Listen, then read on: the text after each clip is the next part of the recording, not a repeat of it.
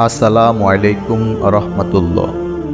হজরত আবু হুরায়রা রাদিয়াল্লাহু তাআলা থেকে বর্ণিত, রাসূল সাল্লাল্লাহু আলাইহি ওয়াসাল্লাম বলেছেন, যে জিনিস তোমার উপকারে আসবে তার দিকে অগ্রসর হও এবং আল্লাহর কাছে সাহায্য চাও, আর অক্ষমতা প্রকাশ করো না।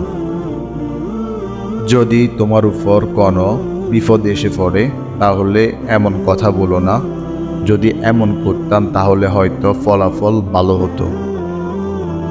বরং তুমি এই কথা বলো, তাকদিরে যা ছিল তাই হয়েছে এবং আল্লাহ তাআলা যা চেয়েছেন তাই হয়েছে।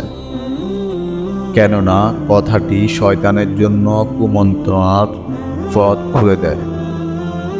এই হাদিস দ্বারা আমরা কি বুঝলাম?